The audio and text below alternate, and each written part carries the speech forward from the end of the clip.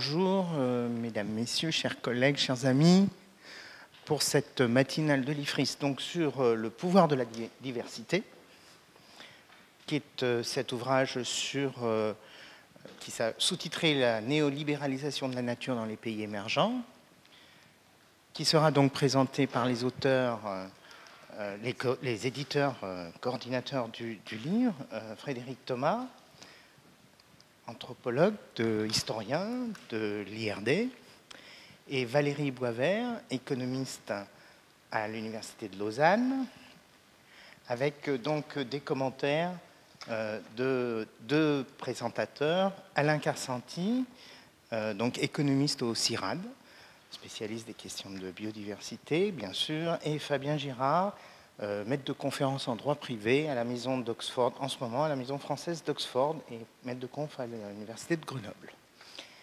Voilà, donc cette matinale sera l'avant-dernière de cette année, et donc je laisse la parole au présentateur. Bonjour, et merci d'être là pour cette matinale de l'IFRIS. Je remercie, et Valérie avec moi, j'imagine, bien sûr l'IFRIS d'avoir organisé cette matinale autour de l'ouvrage que nous avons coordonné, Le pouvoir de la biodiversité. Je remercie particulièrement Rigas, son directeur, et également Alain Carsanti et Fabien Girard, donc économiste de l'environnement et juriste, d'avoir accepté de jouer le rôle difficile que nous leur avons demandé de tenir, une lecture critique d'un ouvrage de collègues. Ce n'était pas toujours facile à faire. Nous sommes particulièrement intéressés par votre lecture parce que nous avons choisi, en vous sollicitant, des spécialistes des objets de recherche qui sont au centre de cet ouvrage. Et nous avons aussi cherché à atteindre des collègues qui ne partagent pas forcément nos analyses sur ces objets. Et on espère ainsi qu'un débat s'ouvrira sur la façon dont nous avons essayé de percevoir la construction de ces objets, pour le dire rapidement, qu'on appelle outils économiques de conservation de l'environnement. Quel est votre regard sur nos analyses? Quelles sont vos propositions critiques? Et j'espère qu'il en résultera un débat riche entre nous et riche aussi avec la salle. Alors, comme j'ai très peu de temps pour vous laisser le maximum de paroles, je vais essayer de résumer l'intrigue du livre rien qu'à partir d'une petite exégèse de son titre.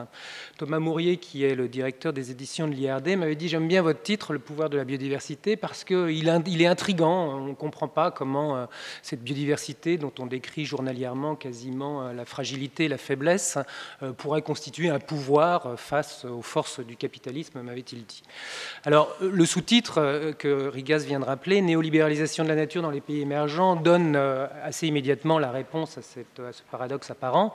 La biodiversité n'est bien entendu pas en mesure de contrer les pouvoirs du capitalisme aujourd'hui, mais notre thèse, c'est de dire qu'elle l'accompagne, au contraire, bien plutôt qu'elle ne le contre. Notre thèse, c'est de dire que finalement la biodiversité est le vecteur de tout un tas de représentations, de discours, de dispositifs et d'outils de gestion de l'environnement qui ont finalement permis de néolibéraliser les politiques de conservation de la nature.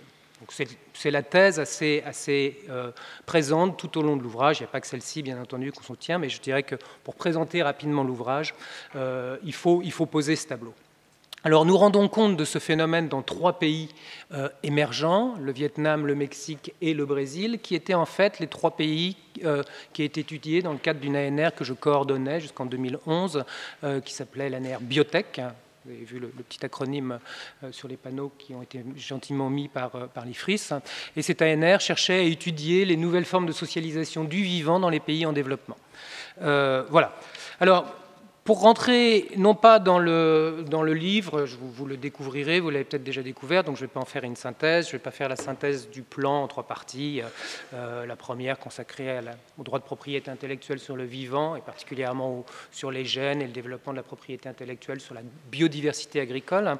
La deuxième partie sur le concept de bioculturalité et toutes les requalifications un peu alternatives par les mouvements socio-environnementaux et indigénistes de la biodiversité. a une troisième partie qu'on avait à un moment pensé appeler la biodiversité 2.0, qui essaye de montrer comment, depuis une décennie, il y a de nouveaux outils économiques qui accompagnent la mise en valeur et la conservation de la biodiversité, les paiements pour services environnementaux, une remise en cause de la perception de la biodiversité comme stock de gènes, mais plutôt comme flux, et donc qui constitue une troisième partie qui poursuit nos analyses sur la néolibéralisation des politiques de conservation de la biodiversité. Alors, si j'ai encore quelques instants, je voudrais juste m'attarder sur ce que j'ai essayé d'écrire, moi, en introduction, avant de donner la parole à Valérie, qui parlera de la conclusion. Dans l'introduction qui s'appelle donc « Le pouvoir de la biodiversité », j'ai essayé d'abord de faire en quelques pages une synthèse de ce qu'est la biodiversité, enfin, c'est un peu prétentieux de le dire comme ça, mais pour aller vite, dans la littérature contemporaine, à la fois dans les sciences de la vie, de la terre et de l'environnement, et dans les sciences sociales. Et on aboutit à l'idée finalement que la biodiversité, c'est avant tout un grand récit évolutionniste, un grand récit évolutionniste qui débouche sur une vision, une définition assez postmoderne de la nature. Quelques traits, le dépassement de la nature-culture, la réconciliation de la conservation avec son exploitation, sa mise en valeur, une humanité enfin réflexive qui serait attentive aux non-humains, et, si j'ose dire, et tutti quanti. Et à la page 14, je dis, bon, c'est bien joli tout cela, mais finalement, c'est peut-être ce grand récit aujourd'hui qu'il faut interroger, c'est peut-être lui qu'il faut prendre pour objet de recherche, quelle fonction joue-t-il, dans quelle rationalité rentre-t-il, et j'en appelle aux sciences sociales, finalement, de se tourner vers une analyse de l'économie politique de cette biodiversité. Et cette économie politique, je dis, elle permet finalement de dresser le constat que le concept de biodiversité a progressivement imposé à toutes les échelles du vivant l'idée que la seule voie possible de la conservation, finalement, c'est l'exploitation de la nature, sa mise en valeur économique. C'est peut-être pas nouveau, mais la grande nouveauté, c'est que finalement, toutes les politiques de conservation doivent puiser leurs principes d'action dans des formes de rationalité gouvernementale du néolibéralisme. Alors, ensuite, dans le reste de l'introduction, j'essaye de m'attacher aux différents outils, aux concepts, aux écoles et aux traditions qui nous permettent de faire ce travail, en partant des analyses néo-marxistes sur le biocapital et le biocapitalisme, en citant les travaux de Melinda Cooper, de Catherine Walby, de Kaushik Soundararajan. On s'intéresse aussi ensuite aux travaux de la political ecology, qui a beaucoup inspiré aussi les petites équipes de chercheurs qui tournent autour d'un petit groupe qui anime aujourd'hui le séminaire Gouverner le vivant. Donc autour de la political ecology, qui s'intéresse à la marchandisation du vivant, à la néolibéralisation de la nature. Quelques auteurs qui sont auteurs de quelques chapitres en fin d'ouvrage, notamment Kathleen McAfee. Et puis on évoque les travaux de Morgan Robertson sur les banques de compensation des zones humides aux États-Unis. Et puis enfin, j'ajoute un troisième élément qui est, dans ma valise conceptuelle depuis de nombreuses années, c'est la gouvernementalité de Foucault, et particulièrement son analyse de la gouvernementalité des démocraties libérales, son concept de biopolitique, qui sont également un outil utile pour penser cette économie politique de la biodiversité. Pour enrichir tous ces outils, on a essayé aussi d'intégrer les analyses critiques qui sont faites de ces outils. Je pense à des auteurs comme Kin Birk, David Tyfield, Noël Castries, qui ont mené les critiques de ces approches, particulièrement des approches néo-marxistes. On viendra peut-être plus en détail dans le courant de la discussion. Et finalement, il ressort de cet outillage que sans doute, quand on parle de marchandisation, de néolibéralisation de la nature, on outrepasse un petit peu le vocabulaire de la théorie économique classique ainsi que de son analyse critique marxiste, qu'on peut sans doute plus parler avec Noël Castries et David Tyfield de marchandise incomplète, c'est-à-dire qu'il n'a pas tous les attributs d'une marchandise, à savoir la rivalité, l'exclusivité, la substituabilité, l'aliénabilité. Donc on peut discuter effectivement de tout ça, mais il n'en ressort pas moins que la biodiversité est un élément essentiel de ce que nous appelons, nous, dans l'ouvrage, la colonisation de l'écologie et des sciences de l'environnement par le vocabulaire de l'économie standard et plus encore par le vocabulaire du capitalisme financier contemporain. Ce qui constitue pour nous, et c'est sans doute là, je dirais, la raison d'être du livre, un constat inquiétant. à partir du moment où c'est désormais avec le vocabulaire du capitalisme que l'on essaie de résoudre des crises écologiques, des crises environnementales créées par ce capitalisme. On est donc un peu dans la position du baron Munchausen, qui, pour sortir des sables mouvants dans lesquels il s'enfonçait, se tirait lui-même par les cheveux. Et donc l'ambition du livre, je dirais, c'est d'essayer urgemment de sortir de cet enlisement en donnant aux sciences sociales, effectivement, le rôle, comme on essaye de le faire dans ce livre, de trouver un appui pour refonder un peu autrement la conservation de l'environnement. Voilà, je dirais, pour résumer d'une certaine manière les ambitions et l'intrigue du livre. Alors, en vous contactant, cher Fabien et cher Alain, comme je l'ai dit, on a essayé de toucher des chercheurs qui n'avaient pas forcément la même vue que nous sur ces objets. Et j'ai l'impression surtout que finalement on a peut-être la même vue, mais peut-être que pour vous, il va de soi que ça relève de la théorie standard, que c'est un fait entendu et que finalement le travail le plus important n'est peut-être pas d'en mener une critique globale pour en sortir comme nous essayons de le faire, mais plutôt plus modestement de rendre ces instruments économiques plus efficaces pour atteindre les objectifs de conservation qu'il déclare poursuivre. Alors c'est ce que Valérie souligne dans sa conclusion en citant Spash, c'est toutes les approches qu'on appelle aujourd'hui l'environnementalisme pragmatique. Alors c'est à ce dialogue que j'espère que l'on aboutira, parce que je crois vraiment qu'on a besoin de ce dialogue entre ces différentes positions, particulièrement en France où il y a peu de communication, où souvent les analyses très critiques sont un petit peu caricaturées comme étant du côté du militantisme, plus du côté de l'analyse scientifique, entre guillemets, et j'espère que ce livre contribuera en France à cette meilleure communication entre nos approches. Donc la biodiversité serait la nature vue par et depuis le capital, et depuis qu'on parle de biodiversité, donc depuis environ 30 ans, on aurait assisté en même temps que la diffusion de ce terme à une marchandisation généralisée de la nature, au développement de la privatisation. Donc ça c'est le grand récit, celui de la privatisation et de la marchandisation du vivant. Que dans le cadre de l'ouvrage, on confronte à la réalité de ce qui s'est passé effectivement à partir d'études de cas menées dans un certain nombre de pays, donc comme l'a dit Frédéric, au Vietnam, au Brésil et au Mexique. Et ce grand récit de la privatisation et de la marchandisation, on voit qu'il s'incarne ou qui donne lieu à l'émergence de dispositifs ou à la requalification de dispositifs qui sont extrêmement variés en fonction des pays, qu'il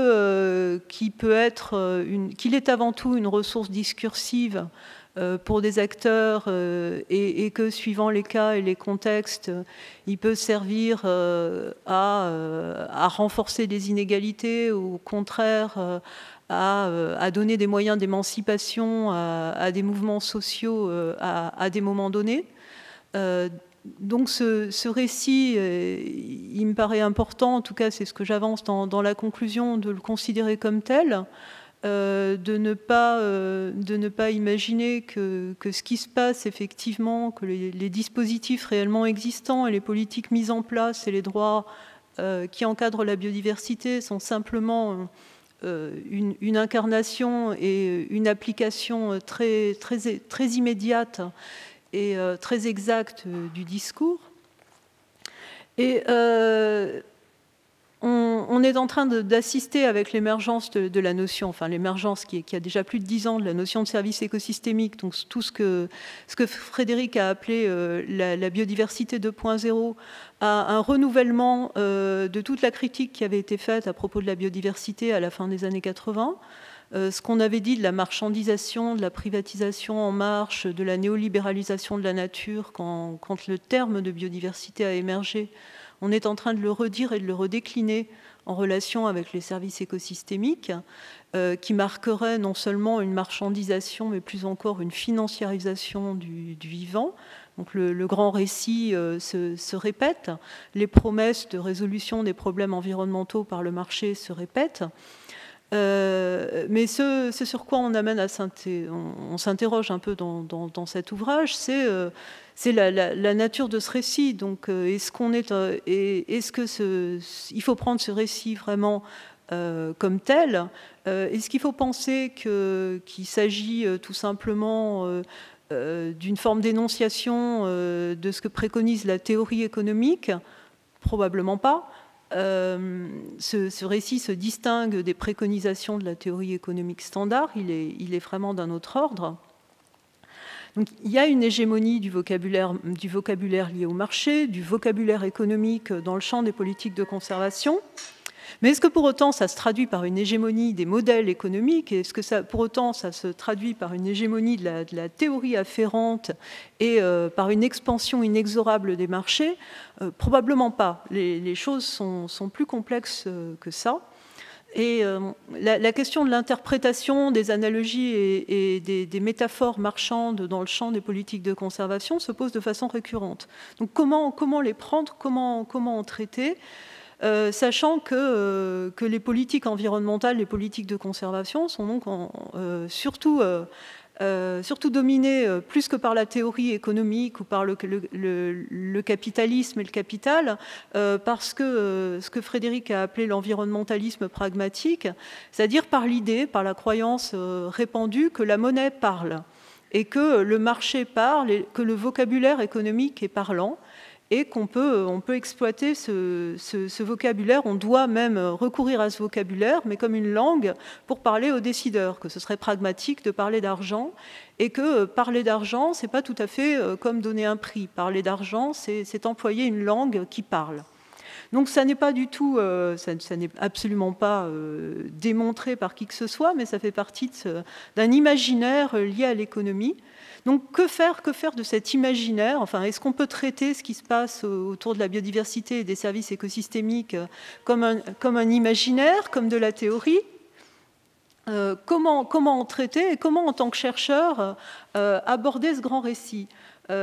Sachant qu'il est difficile, qu'en en traitant, on contribue à le diffuser, on contribue à le renforcer, à le construire, que parfois, par la critique, on donne plus de crédit finalement à ce discours, on le renforce en produisant des versions dystopiques et critiques. Et jusqu'où est-ce qu'en parler, ça met à jour et ça donne de l'intelligibilité au monde, et à partir de quand est-ce qu'on contribue à faire exister les projets qu'on dénonce au fond? Donc ce sont toutes ces questions que soulève l'ouvrage à partir d'exemples de terrain. Donc que produit le discours? Quel est le pouvoir de la biodiversité au sens de performativité? Que produit le discours sur la biodiversité?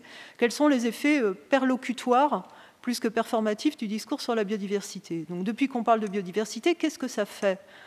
Sachant que ça fait probablement quelque chose de différent de ce que ça prétend que ça fait. Le grand récit donne lieu à quelque chose et à des formes d'appropriation variables en fonction des contextes, comme on le montre dans l'ouvrage. Mais il est très difficile de porter un jugement clair et définitif sur ce que produit ce récit. Donc ça, je suis sûre que Fabien et Alain vont nous interroger sur ce récit et vont nous éclairer sur leur propre vision de tout ça. Bon, bah écoutez, merci de cette invitation. Désolé pour les petits à côté téléphoniques. Alors, je vous avoue que j'ai pas eu le temps de tout lire ce livre que j'ai eu récemment. Enfin, je crois que j'ai lu l'essentiel et je me retrouve assez bien dans votre présentation, qui est finalement qui tourne autour d'un récit de la biodiversité, récit des services écosystémiques. Grand récit évolutif, et je crois que la conclusion que tu viens de faire, Valérie, me paraît extrêmement claire.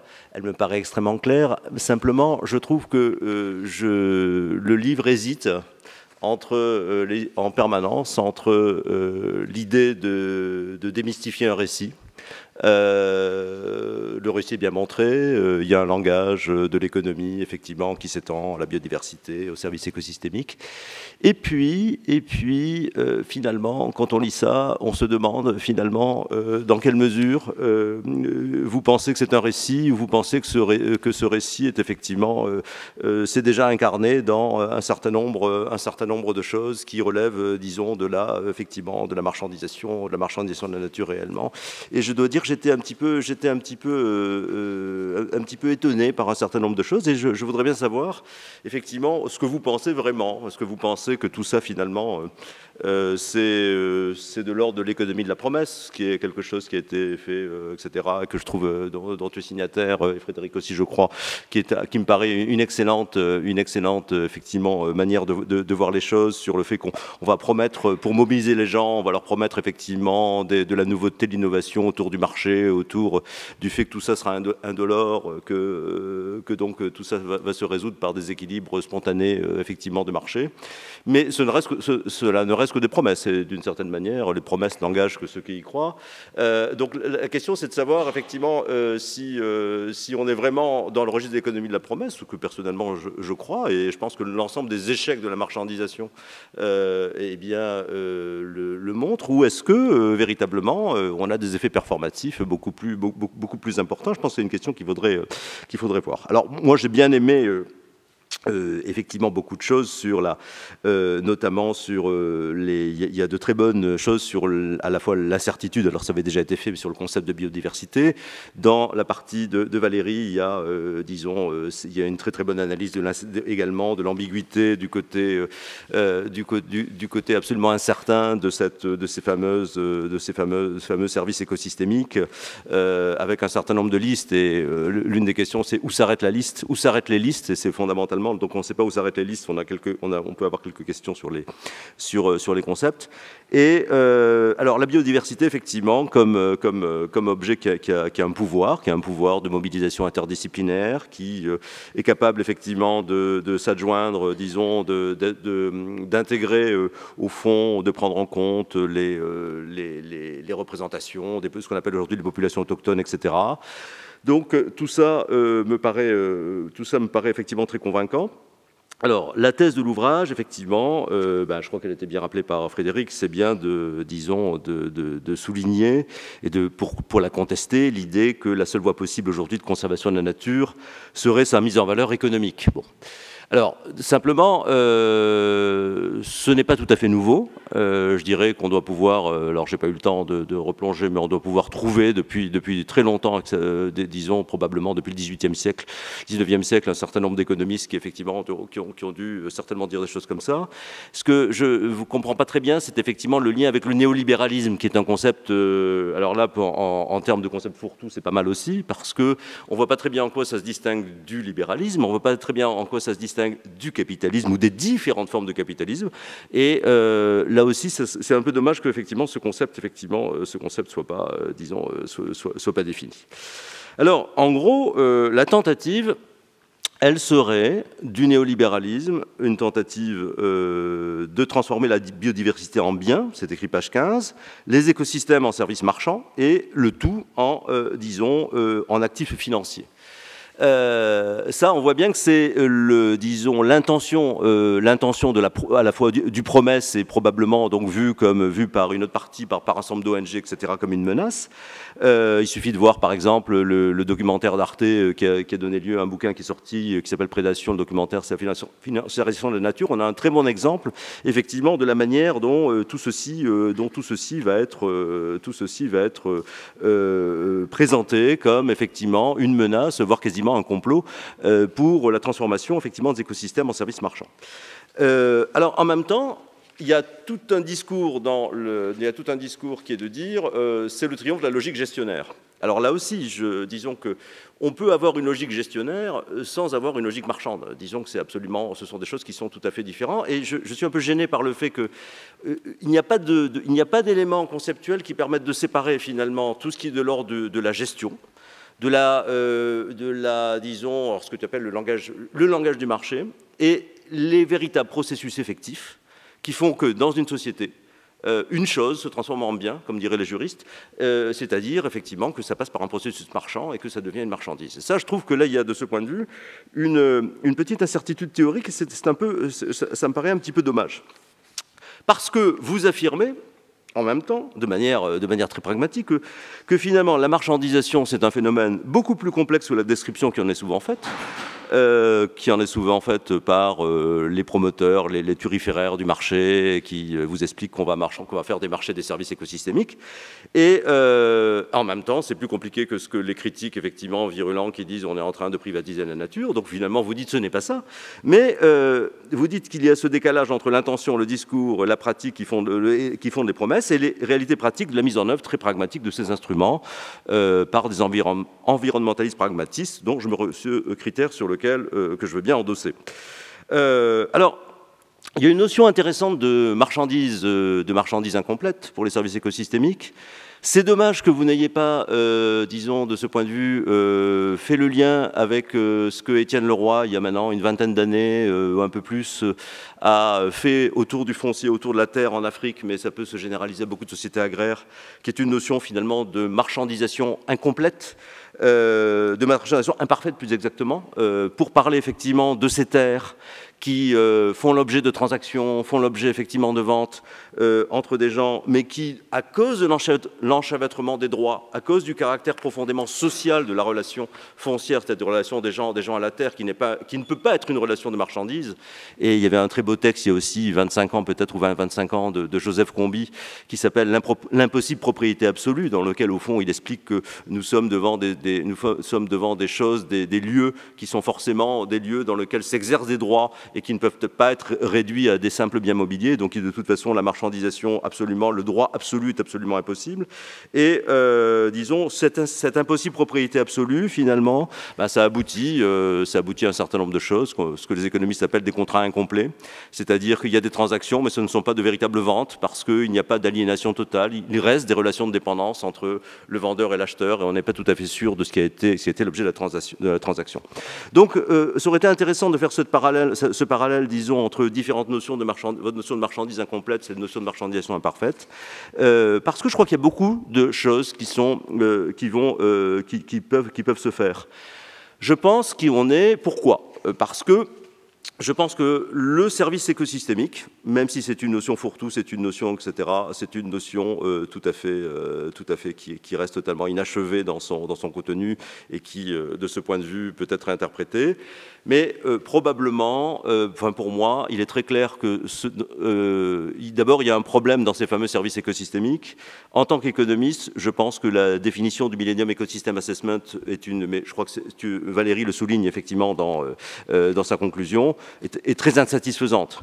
Parce que on mélange des choses qui ont des marchés, donc potentiellement qui ont des prix, donc des valeurs, du bois, des fibres, etc., des ressources génétiques, et on mélange ça avec effectivement des externalités qui sont par définition des choses qui n'ont pas de marché et qui donc de ce point de vue sont tout à fait donc ont une place très particulière dans l'économie. Et les fameux paiements pour services environnementaux, qui sont, disons, dont on parle à plusieurs reprises dans ce livre, effectivement, visiblement s'adressent à cette catégorie des services écosystémiques qui sont des externalités. On n'a pas de paiement pour services environnementaux pour le bois. Là, on est dans l'ordre du marché, effectivement, d'autres types de relations. Et fondamentalement, ce qu'il me semble, c'est que beaucoup plus encore que pour la terre en Afrique, disons, eh bien, nous avons une impossibilité totale d'appropriation de ces fameux services écosystémiques. Et finalement, le récit qui est fait, d'ailleurs, donc on ne peut pas, effectivement, donc à partir du moment où on ne peut pas s'approprier un service écosystémique parce que ce sont des biens collectifs ou des biens publics par nature, eh bien, on ne peut pas, effectivement, les échanger. Et si on ne peut pas les échanger, il ne peut pas y avoir de marché. Et s'il ne peut pas y avoir de marché, effectivement, on est dans quelque chose qui est différent.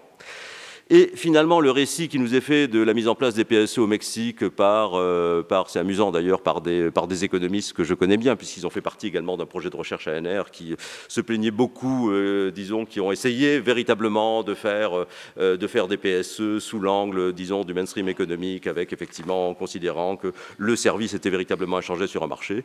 Très très vite, ils se sont aperçus effectivement que la réalité, enfin Elisabeth Shapiro et sa collègue le montrent très bien, c'est-à-dire effectivement les économistes ont dû très vite déchanter, et la réalité, c'est-à-dire le fait de remettre les PSE comme un système qui va fonctionner comme un instrument de politique publique, beaucoup plus comme un instrument administratif que comme un instrument de marché, eh bien, effectivement, c'est imposé.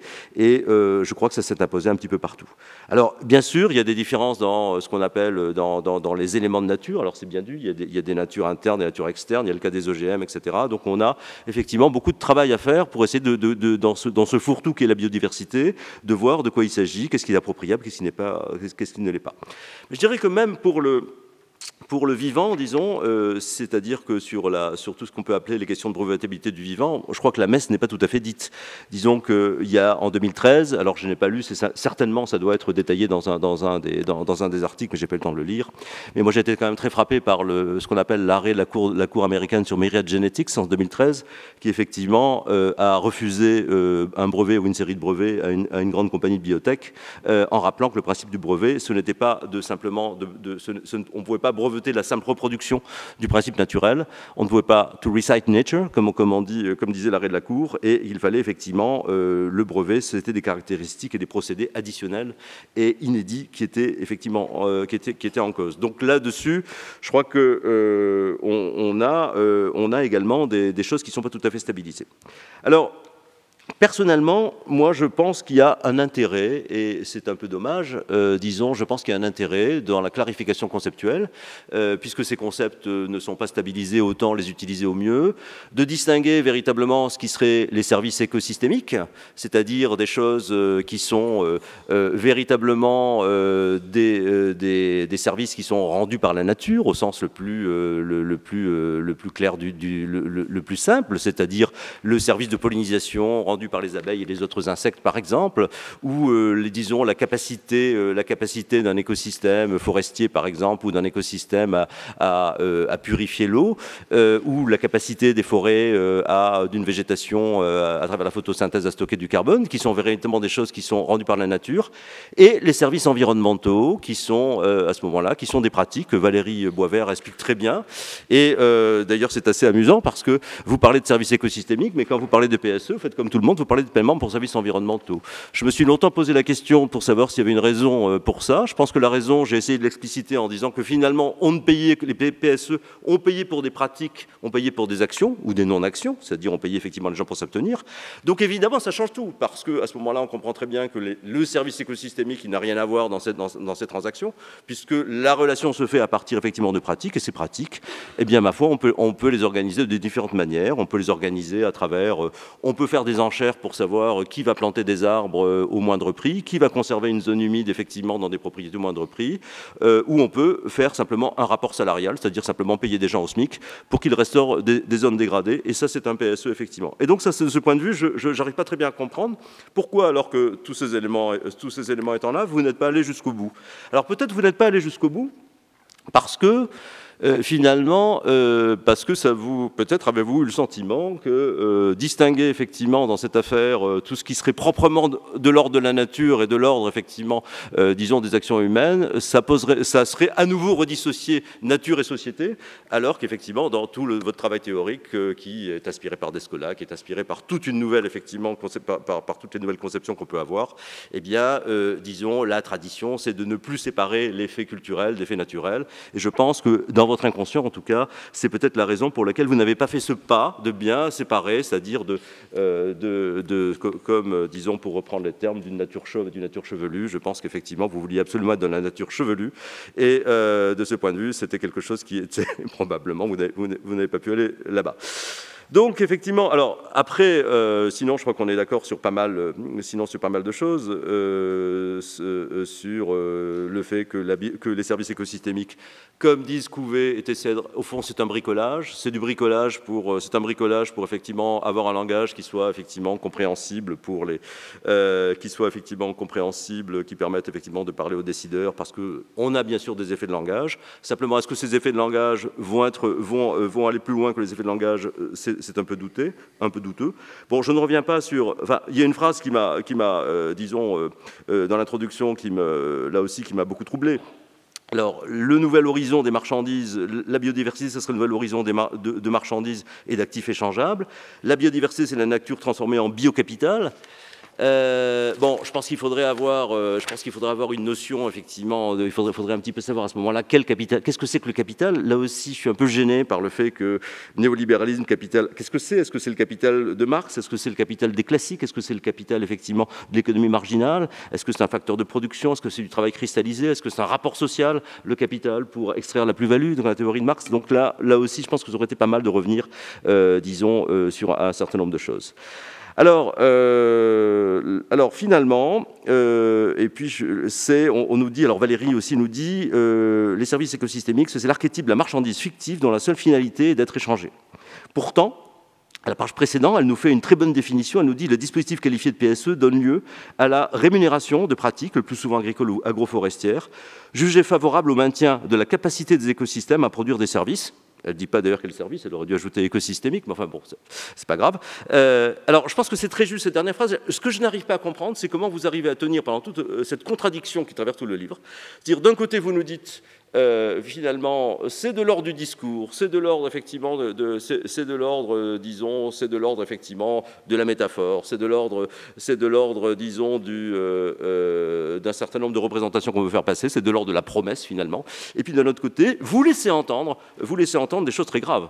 Vous laissez entendre, et là j'étais extrêmement très étonné, j'aimerais bien avoir quelques explications, c'est dire est-il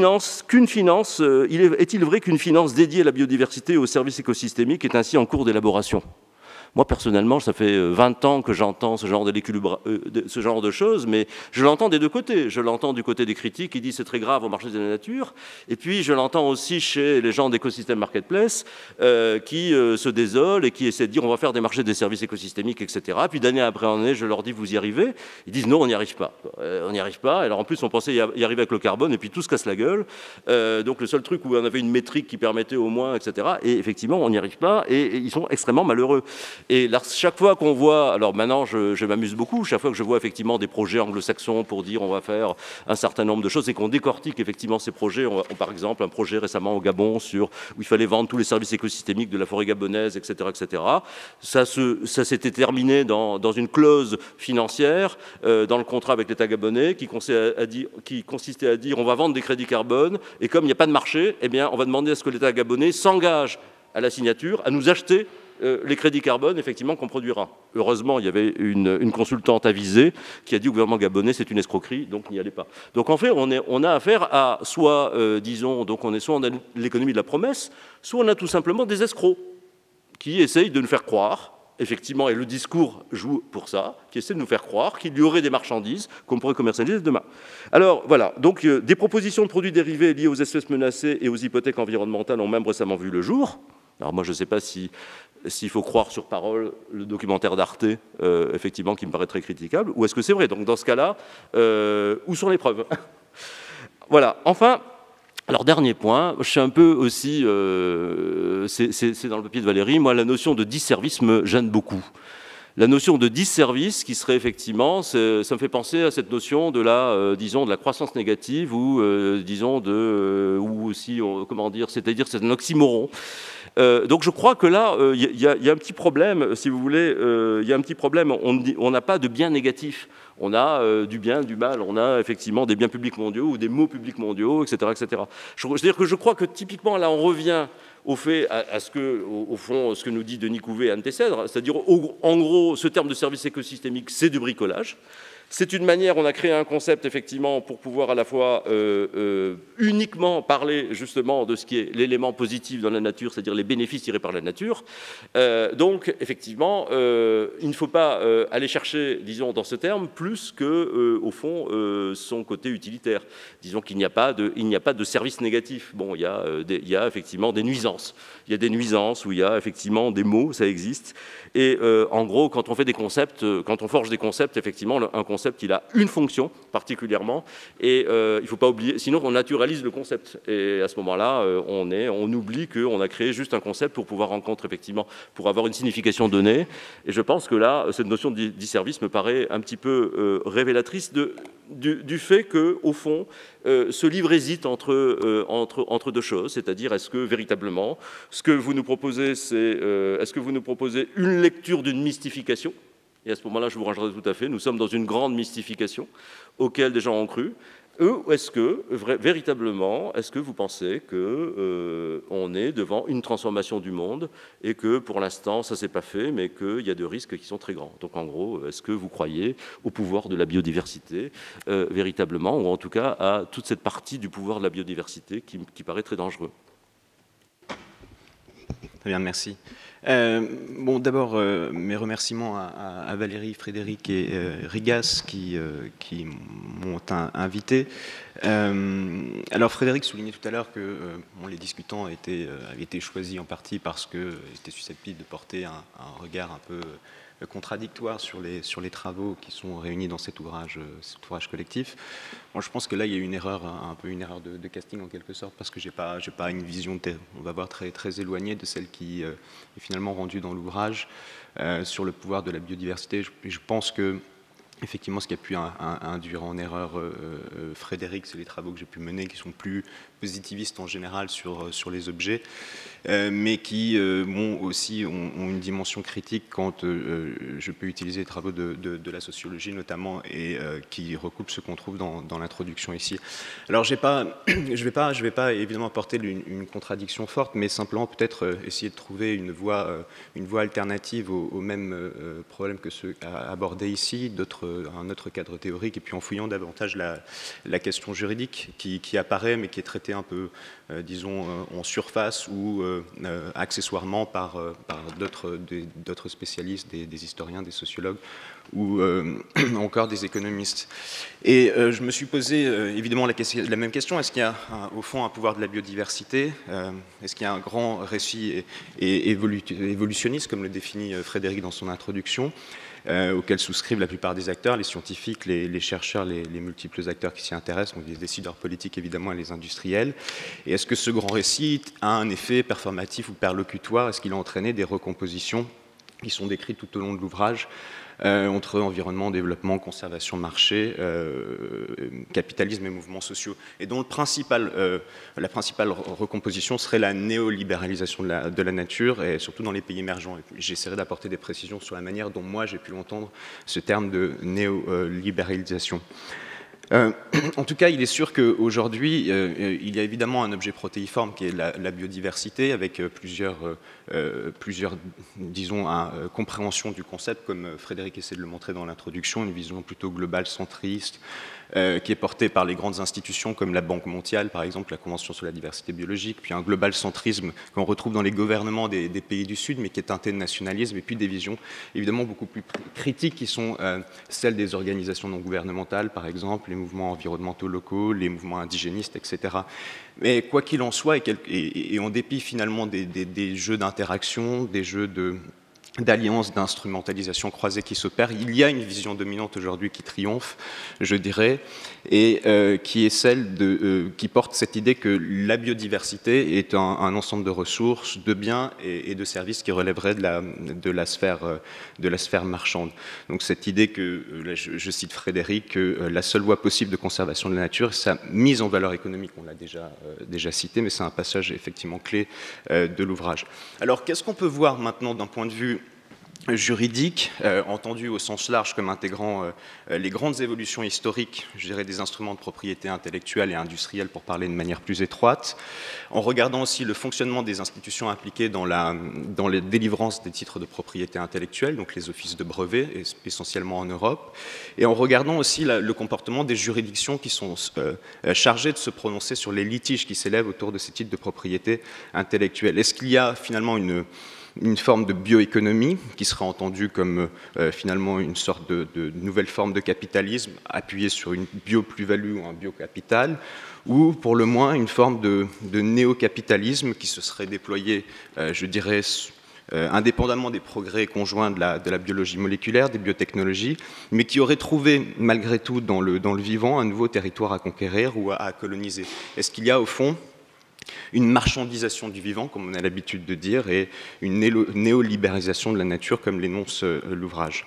Alors il est clair que si on regarde les grandes évolutions du droit des brevets, on s'aperçoit que, première chose, et ça a été souligné par Alain il y a quelques minutes, c'est que la présence du brevet, l'appropriation de la nature, c'est une chose quand même assez ancienne, et pas besoin de remonter bien loin pour trouver des... Enfin, je veux dire, il n'est pas besoin de faire des recherches très très longues pour trouver des brevets très précoces. Notamment, on connaît ce brevet qui a été accordé à Louis Pasteur sur une levure, exemple, de germes pathogènes qui est délivrée par l'Office américain des brevets, l'USPTO, en 1873. On a des brevets également sur la découverte de la cellulose, des brevets sur un champignon qui s'appelait le Mucor boulard numéro 5 qui date de 1922. Mais le véritable changement, et qui me paraît ici être bien décrit par l'ouvrage, et c'est pour ça qu'à mon avis le néolibéralisation est important, c'est les années 1980, correspond, comme le note l'un des articles de l'ouvrage, à ce fameux brevet Chakrabarty qui est délivré par l'Office américain des brevets et qui est validé par la Cour suprême des États-Unis dans l'affaire Diamond versus Chakrabarty en 1980. Et ce qui est intéressant, c'est que ce brevet a probablement été rendu possible ou a marqué un changement ontologique, comme s'efforce de le montrer par exemple Jean-Paul Godillère et Pierre-Benoît Joly dans l'ouvrage, qui est une réduction du biologique en quelque sorte au chimique, une assimilation des objets vivants à des compositions moléculaires. Et c'est ce qui portait ici sur ce brevet portait sur des micro-organismes. Avec cette réduction en quelque sorte ontologique, il a été possible par la suite très facilement d'admettre la brevetabilité des gènes qu'il a suffi de requalifier, si vous voulez, en composés chimiques. Donc ça, c'est une première transformation que l'on peut mettre au crédit, en quelque sorte, de la néolibéralisation. Il y a une réduction qui s'opère, une réduction ontologique, et on verra l'un des effets, probablement très fort, du performatif de cette néolibéralisation, qui est de transformer un certain nombre de concepts. Si on passe sur les évolutions subséquentes qui sont assez lentes, mais qui montrent une direction nette, et qu'on se déplace en Europe, on arrive à la fin des années 90 avec la directive 98-44 CE sur la brevetabilité, enfin la protection juridique des inventions biotechnologiques. Et on s'aperçoit ici que le champ des objets brevetables, et relativement à des plantes, devient extrêmement large. Qu'est-ce qu'on a aujourd'hui ? On a les variétés végétales qui sont toujours exclues du champ de la brevetabilité, ce n'est pas forcément le cas aux États-Unis, mais en revanche, eh bien, il est possible, depuis la directive, de protéger par brevet un grand nombre d'inventions biotechnologiques portant sur des plantes. Donc on va avoir tous les procédés microbiologiques, on va avoir les procédés techniques et non essentiellement biologiques. On a surtout les plantes génétiquement modifiées, donc dans le patrimoine desquelles va être inséré un gène étranger, alors à condition que la faisabilité technique de l'invention ne soit pas limitée à une variété végétale déterminée, dit le texte. Et on a surtout, vous le savez sans doute assez bien, les séquences ou séquences partielles de gènes, même si leur structure est identique à celle d'un élément naturel. Un certain nombre de conditions qui ont été précisées progressivement par la jurisprudence. Alors il est vrai, comme le laissait entendre Alain il y a quelques instants, que le développement n'est pas linéaire, parce que si l'on regarde, comme je l'annonçais tout à l'heure, la jurisprudence, le comportement sur une période assez longue des offices de brevets, par exemple, il y a des infléchissements qui se donnent à voir. Par exemple, la CJUE, la Cour de justice de l'Union européenne, a rendu un arrêt qui est assez connu en 2010, qui est l'affaire Monsanto contre Cefetra, extra, où elle vient limiter, si vous voulez, la brevetabilité des gènes, en exigeant que désormais l'ADN breveté soit susceptible d'exercer la fonction qui est la sienne. Je ne peux pas entrer dans les détails de l'affaire, c'est assez long, mais c'est une limitation qui est possiblement importante. On a eu également, j'y reviendrai tout à l'heure, 2 décisions importantes qui ont été rendues par la grande chambre de l'Office européen des brevets. Et dans cette affaire, dans les affaires dites du brocoli et de la tomate ridée, la grande chambre a précisé le domaine de ce qu'on appelle les procédés essentiellement biologiques d'obtention des plantes et des végétaux. Ça aussi, c'est un infléchissement qui était notable et qui était attendu par un certain nombre d'acteurs. Enfin, on l'a souligné tout à l'heure, c'est la décision de la Cour suprême dans l'affaire Myriad Genetics, qui porte sur les gènes BRCA1 et BRCA2 qui sont impliqués dans les cancers du sein et de l'ovaire. Et là aussi, une limitation importante qui est apportée par la Cour suprême des États-Unis, mais dont l'ouvrage montre bien, et je pense encore à l'article de Godillère et Joly, dont il est bien montré que cette limitation, elle est de toute manière très réduite, parce que ça n'empêche pas les industriels également de breveter toute une série d'inventions génétiques. Et puis, de toute manière, il faut être honnête, ces involutions, en quelque sorte, infléchissements, sont très très limités pour que puisse se voir l'inversion d'une tendance qui est bien décrite aujourd'hui dans la littérature, qui est l'extension continue du périmètre de la brevetabilité et la réduction corrélative de toutes les exceptions à la brevetabilité. Au fond, on a l'impression que parfois des décisions sont rendues dans des domaines, des décisions qui réduisent le périmètre de la brevetabilité dans des domaines qui sont en quelque sorte font l'objet d'oppositions citoyennes, qui sont très médiatisés pour donner un peu en quelque sorte de crédit ou de gage à l'opinion publique. Et puis, plus secrètement, dans des domaines un peu plus complexes à percevoir, s'opèrent des élargissements particulièrement fulgurants. Et c'est ce qui s'est passé ces 3 ou 4 dernières années, justement dans le domaine de ce qu'on appelle la brevetabilité des gènes et caractères natifs. Et là, je fais référence à ces 2 affaires, donc de la tomate ridée et du brocoli, qui sont assez bien documentés. Vous pourrez trouver des documents facilement sur Internet. Alors, je ne vais pas rentrer dans les détails, mais il faut bien comprendre ce qui est en jeu ici, c'est qu'avec les programmes de génétique aujourd'hui, de génomique végétale, on peut identifier à l'intérieur des espèces les caractéristiques, donc de résistance, par exemple, de rendement, qui étaient autrefois recherchées via le génie génétique. Et grâce à la description de plus en plus précise, finalement, des génomes, on peut mettre en relation les descripteurs d'un génome avec certaines propriétés de plantes cultivées. Donc, on va utiliser des propriétés, si vous voulez, conventionnelles de sélection. On va trouver un caractère de résistance dans une variété sauvage apparentée, et puis par des recroisements successifs, on va mettre au point une variété nouvelle, commercialisée, qui va contenir ce gène de résistance.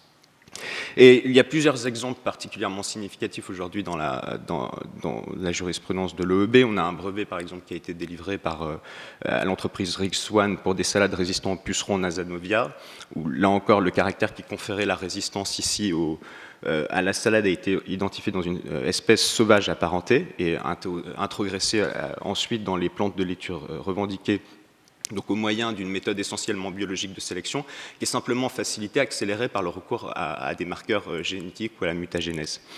On a aussi les brevets de Syngenta qui portaient sur un poivron qui était résistant à la mousse blanche, et puis les 2 derniers brevets dont j'ai parlé tout à l'heure sur la tomate ridée et la tomate ridée et le brocoli. Merci Frédéric. Et donc, ce qui est intéressant ici, c'est qu'il y a eu, à l'égard de ces 3 derniers brevets, une opposition citoyenne absolument considérable.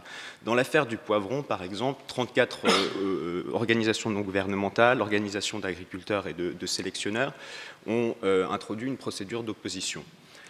Dans les affaires du brocoli et de la tomate ridée, j'ai dénombré à peu près une trentaine de mémoires d'amici curiae qui ont été introduits, dont la plupart, je veux dire 3/4 à peu près, défendaient, s'opposaient ici à la brevetabilité des plantes issues de procédés essentiellement biologiques. Et pourtant, et je trouve extraordinaire, c'est que la grande chambre de l'OEB, dans la décision qu'elle a rendue très récemment, a admis la brevetabilité des plantes et des matériels de plantes issues de procédés essentiellement biologiques. C'est comme si, en quelque sorte, ce réseau d'opposition citoyenne, ce réseau aussi formé de spécialistes de propriété intellectuelle de l'innovation, ne pouvait plus être entendu. Alors même que ce qui était particulièrement frappant ici, c'est que le système même de l'innovation paraît être mis en péril par ces brevets qui sont délivrés sur des procédés essentiellement biologiques. Parce que ce sont des brevets extrêmement bloquants par rapport aux brevets sur les plantes génétiquement modifiées, par exemple. Eh bien, lorsque l'agriculteur utilise la variété contenant le transgène, il n'est contrefacteur que s'il utilise ici la plante et exploite le transgène. C'est une hypothèse qui reste particulièrement rare en Europe dans la mesure où on n'a pas énormément de plantes génétiquement modifiées.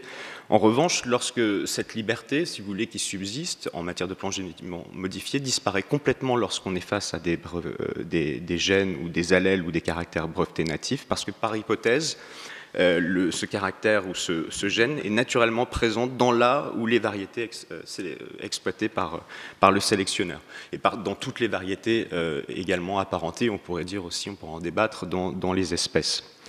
Et par ailleurs, ce qui, moi, me semble particulièrement frappant et rejoint le travail de l'ouvrage, c'est qu'on a en quelque sorte une surdité institutionnelle qui se met en place aujourd'hui et qu'on peut expliquer de plusieurs manières. La première, c'est de dire que finalement, il y a aujourd'hui, c'est bien décrit dans la littérature américaine critique, alors elle est faite de quelques trublions en quelque sorte, il n'y a pas beaucoup de spécialistes de la propriété intellectuelle critique, mais ils décrivent un phénomène de pro-patent bias, ou si vous voulez, de préjugés ou de préférences pro-brevet.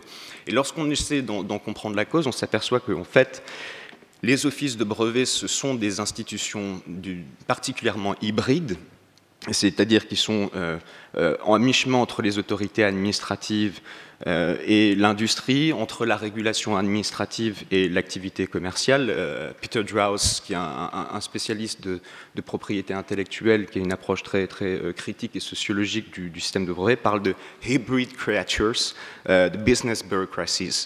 Donc, c'est un phénomène ici qui est d'abord institutionnel, et puis il ne faut pas oublier non plus que ces offices de brevets sont autofinancés, ce qui pose des problèmes particuliers, notamment lorsque le financement, les modes de financement sont indexés sur le nombre de brevets délivrés, ce qui est le cas par exemple pour USPTO. Par ailleurs, je pense que les offices de brevets n'impliquent pas non plus d'auteurs, d'acteurs qui sont susceptibles de défendre les positions contraires à la brevetabilité. Donc, en quelque sorte, si vous voulez, il y a une tentation au sein de ces offices de brevets de traiter les demandeurs comme des consommateurs dans l'attente d'un service, et ce que la sociologie décrit parfois comme étant la capture, des phénomènes de capture du régulateur. Enfin, et surtout, il faut sans doute dire que les offices de brevets forment une sorte de epistemic community ou patent community, c'est-à-dire une communauté épistémique ou une communauté du brevet. Et ça, c'est un point extrêmement intéressant pour les travaux qui sont menés dans l'ouvrage, parce qu'au fond, ici, on s'aperçoit, à travers ce terme de communauté épistémique, qu'il y a nécessairement un rejet de toute considération éthique, de toute considération politique, toute considération sociale, et une extension qui peut se faire sans peine, sans difficulté, du champ permanent du domaine du brevetable. Alors il y a plusieurs explications que l'on trouve dans l'introduction et qui rejoignent cette hypothèse. Moi j'ai choisi dans un article que j'ai fait paraître récemment une lecture un peu habermasienne en disant qu'au fond on a un mode de production capitaliste aujourd'hui, et il me paraît bien correspondre à ce qui est décrit comme étant le néolibéralisme, la gouvernance néolibérale, qui a permis un élargissement en quelque sorte des sous-systèmes d'activité par rapport à une fin, au détriment de ce qu'Habermas appelle le cadre institutionnel, c'est-à-dire le monde vécu socio-culturel. Et donc, le capitalisme a réussi à institutionnaliser en quelque sorte la croissance économique, son autorégulation, et toute la rationalité des jeux de langage liés aux activités de communication, eh bien, ont cédé face à une rationalité entre fin et moyen. Donc le capitalisme, pour dire les choses plus simplement, a a tout à la fois jeté à bas toutes les formes traditionnelles de légitimation, on le constate bien avec par exemple la religion, en tout cas dans les États laïques, et a installé une nouvelle forme de légitimation, cette fois-ci complètement intramondaine, immanente si vous voulez. C'est cette idée qui opère comme une idéologie, et moi le terme me paraît absolument indispensable pour décrire le phénomène qui s'opère, une idéologie d'une société de marché, d'une société fondée sur l'échange, sanctionnée par le marché. Donc, il y a deux choses ici, ou trois choses qu'il faut retenir. C'est que, d'abord, cette rationalité, elle a gagné l'État, la rationalité de l'État lui-même, donc qui se trouve gouvernée par cette rationalité par rapport à une fin, moyen fin, et c'est ce que Foucault décrit, et Frédéric, tu l'utilises dans l'introduction, comme la raison du moindre État. Donc l'intervention de l'État est toute négative. Nécessairement, je pourrais le démontrer par exemple dans le domaine du droit de la concurrence qui intervient lorsque le marché ne fonctionne plus. Mais le droit de la concurrence, c'est simplement un prolongement, en quelque sorte, du système du marché. Donc l'État garantit la stabilité du système, la croissance du système, et il tranche entre les options qui permettent d'éliminer les dysfonctionnements, de prévenir les risques. Et puis, surtout, le débat politique, si vous voulez, enfin la politique, ce qu'on appelle la politique, eh bien, a un caractère négatif. Donc, tout contenu pratique est éliminé. C'est pour ça que dans les décisions qui sont rendues en général par l'Office européen des brevets, il est dit « nous sommes des juges, enfin en tout cas nous avons des pouvoirs juridictionnels, nous ne sommes pas des législateurs et toutes les questions éthiques, politiques, sociales, nous les évacuons ». Ce qui est impossible au demeurant, puisque de toute manière, tout travail interprétatif, tout travail herméneutique implique l'intégration de questions éthiques. En tout cas, les débats sur ce qu'on appelait autrefois la vie bonne, c'est-à-dire quels sont les grands choix pour notre société, ils se trouvent complètement, absolument évalués. Et enfin, c'est le dernier point, je crois que j'ai un peu dépassé le temps qui m'était alloué, même si j'avais encore des choses à dire à partir de l'ouvrage, c'est que, alors évidemment, il y a toujours la vérité, mais la vérité, elle passe par quoi? La vérité, elle passe par le marché. C'est-à-dire que le marché, c'est le lieu véridictoire, le lieu de véridiction par excellence.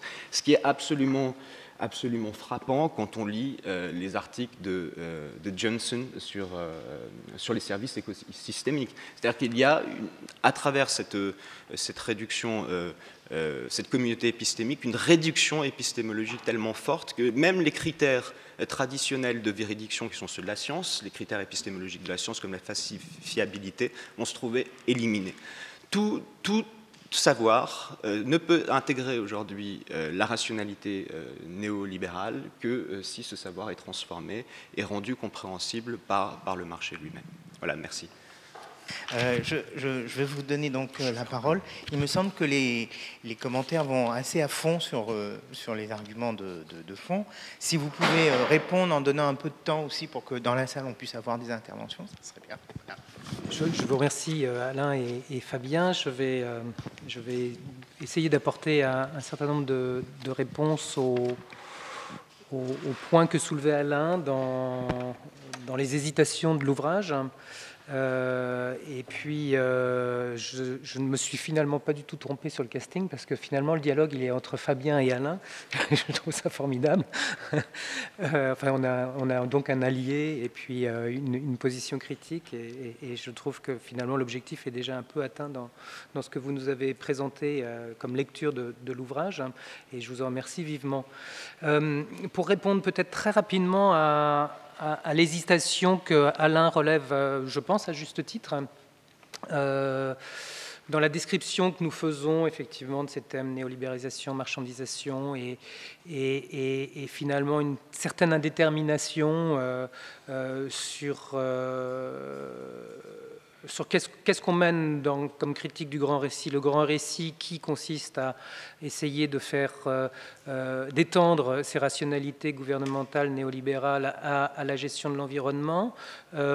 Et en même temps, Valérie l'a bien souligné après ma présentation, également la critique de la critique, c'est-à-dire effectivement le grand récit inclut les éléments alternatifs. Et donc nous, où est-ce qu'on se situe dans tout ça? Alors je dirais que d'abord c'est le résultat d'une ANR. Donc la diversité des chercheurs qui étaient dans cette ANR n'était pas forcément conceptuellement monolithique, ça c'est évident. Donc il y avait un souci peut-être de respect de la pluralité de ces points de vue dans la restitution d'un ouvrage. Alors je sais qu'Alain, tu ne te satisferas pas de cette pirouette qui est pas la plus intéressante, c'est vrai, mais c'est un élément, hein, c'est un élément important. La deuxième chose, c'est que on a eu vraiment un dialogue aussi entre la coordination, c'est-à-dire entre Valérie et moi-même, sur qu'est-ce qu'on fait justement, vers quoi on va quand l'ouvrage commence à se finaliser, qu'on a essayé de rassembler cette diversité dans un cadrage conceptuel qui se tient à peu près et qui est forcément pluriel, forcément divers et pas monolithique. Qu'est-ce qu'on fait? On reste dans cette indétermination que tu as très bien pointée, on l'assume, et on l'assume comment? Et je dirais que l'essentiel de la conclusion de Valérie, que moi j'ai relue là juste ce matin, m'a paru répondre vraiment à cette question, c'est-à-dire que ni l'analyse du récit dominant que nous faisons dans le livre, de cette extension, de cette colonisation de la biosphère par ces rationalités néolibérales et qui touchent l'État, Fabien l'a absolument rappelé au moment effectivement important de notre discussion. Donc ni cette analyse de cette colonisation, de cette extension ne sont tout à fait satisfaisantes dans les termes du récit dans lesquels ils sont posés, mais ce qui nous a paru aussi tout à fait évident, c'est que la critique de cette analyse, la volonté de dire non, il n'y a pas marchandisation, la marchandisation incomplète que tu as bien souligné, avec laquelle on est d'accord, je pense, Alain, réfuterait totalement ces discours. On n'est pas effectivement de ce côté, parce qu'on pense qu'il y a vraiment un intérêt presque salutaire pour les politiques environnementales à se décoller effectivement de cette hégémonie du vocabulaire de l'économie néolibérale. Alors le néolibéralisme comme concept fourre-tout, oui, et puis moi je ne suis pas économiste, je ne travaille pas spécialement ces questions, donc je vais préférer passer la parole à Valérie là-dessus, mais je rejoindrai ce que Fabien a souligné, c'est on a incontestablement, au tournant des années 70-80, un capitalisme qui change de nature, un capitalisme qui se rééquipe d'un nouveau appareil théorique et conceptuel qu'on appelle le néolibéralisme. On est à peu près d'accord là-dessus, et il y a concomitance effectivement du développement de ce nouveau cadre théorique avec l'apparition des biotechnologies, avec la recomposition et avec la modernisation écologique. Tout ça est contemporain, et l'analyse de tout ça dans un seul mouvement nous paraît effectivement avoir été un objet central de ce que nous voulions faire. Oui, alors finalement, j'ai peu de choses à ajouter, parce que tu as très bien dit ce que je m'apprêtais à dire. Et je pense que Fabien a déjà esquissé une réponse sur le néolibéralisme, en présentant bien dans quel esprit on employait ce terme. Donc pour rebondir sur ce que tu viens de dire, Frédéric, et c'est pas du tout une façon de botter en touche, hein. Effectivement, c'est un ouvrage édité, peut-être qu'on ne l'a pas assez dit, et il était vraiment important pour nous aussi de respecter la diversité des points de vue. Ce qu'on a voulu faire, c'est apporter matière à réflexion plus que donner des réponses définitives, en mettant en scène la pluralité des points de vue et des postures qui sont celles des auteurs. C'est pas de l'indécision, c'est pas non plus de la contradiction. Je pense qu'il y a peut-être aussi une démarche dialectique revendiquée dans ce qu'on fait, hein, tout simplement. Il y a un récit, il y a des pratiques. Ça n'est pas parce que les pratiques ne correspondent pas exactement à ce que raconte le récit, parce que la marchandisation dans les faits est toujours inaboutie, ou parce qu'on ne l'observe pas, que pour autant le récit perd complètement de sa validité. Nous, on se propose vraiment d'observer le récit et les pratiques dans cette tension, dans une tension dialectique. Et c'est totalement revendiqué. Une des difficultés de cet ouvrage, finalement, ça a été de savoir comment on définissait notre objet biodiversité. Bon, alors c'était facile, on repartait finalement de la littérature. Et moi, j'ai fait le choix, Valérie, je pense que tu m'as suivi, en tant qu'historien des sciences, sociologie, approche, sciences techniques, société, de dire qu'il fallait pousser ce point de vue de la co-construction des objets scientifiques avec la société, en disant qu'on n'allait pas distinguer la biodiversité, avec ses contenus positifs décrits par les naturalistes, du discours sur la biodiversité, qu'il fallait traiter la chose comme un tout. Alors c'est une façon de répondre à ta question. Oui, bien sûr, les recompositions de ces rationalités, de cette gouvernementalité néolibérale de l'environnement reconstruisent les objets et les types de savoir que l'on construit sur ces objets. Ça me paraît tout à fait évident. Je voulais simplement signaler qu'on a, au moins une auteure dans la salle, Florence, qui a participé à un chapitre sur le Brésil. Qu'elle se dénonce. Et donc, comme on a abordé le cadrage général, peut-être que Florence souhaiterait apporter des éléments plus concrets sur son travail sur le Brésil. D'accord. Merci Valérie. Je vous écoutais avec beaucoup d'intérêt et je n'avais pas du tout l'intention d'interférer avec vos présentations qui étaient d'ordre effectivement assez général sur la diversité des travaux qui ont eu lieu dans le cadre de cette ANR Biotech. Donc effectivement, moi j'ai travaillé un peu plus sur le Brésil et je dirais de façon encore plus précise, c'était un petit peu ça je dirais mon engagement par rapport à vous, enfin le contrat, on va dire, de partir plutôt du terrain pour aller vers le politique et l'international. Et c'est vrai qu'il y avait une partie d'entre nous qui était un petit peu dans cette posture-là, et puis d'autres qui avaient une vue comme vous plus surplombante en fait des problèmes qui étaient mis en avant. Donc ce que tu viens de dire sur cette espèce de dialectique effectivement entre les pratiques et le récit, moi je m'y retrouve bien dans le cas du Brésil, effectivement, qui est par définition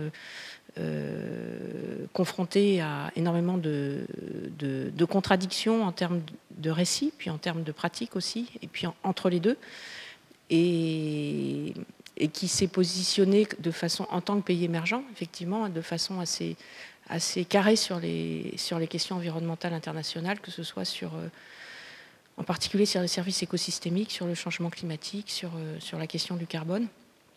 Donc les discours qu'on peut entendre sur le Brésil sont effectivement des discours qui relèvent d'une rationalité certaine, liés à leur statut de pays émergents d'un côté, et puis de l'autre de pays considérés comme, on va dire, à la fois hotspot de la biodiversité et lieu de la multiculturalité.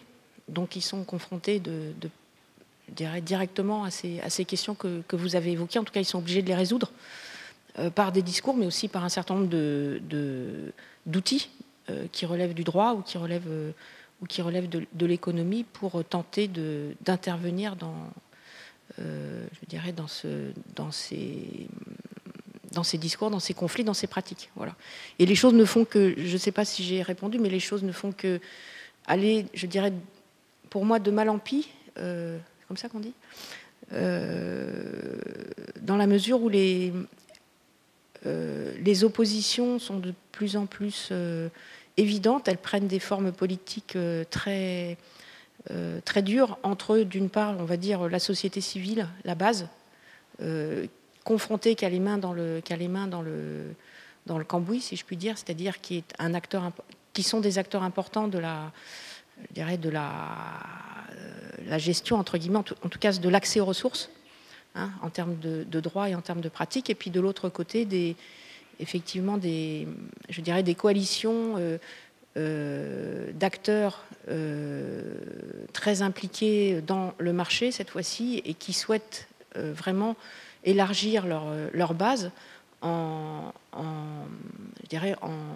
expropriant finalement une partie des populations de leurs droits d'usage. En tout cas, en les affaiblissant de façon à pouvoir s'en saisir comme outil de gestion et de régulation sur le marché national et international. Alors, les scientifiques sont-ils une communauté homogène? Je dirais que dans le cas du Brésil, les scientifiques, en tout cas, qui relèvent des sciences sociales, en particulier l'anthropologie, sont en pointe de mire de la colère des acteurs du marché. Voilà. Et on peut trouver sur le net, et c'est assez frappant. Moi, là, ça m'a un petit peu inquiété.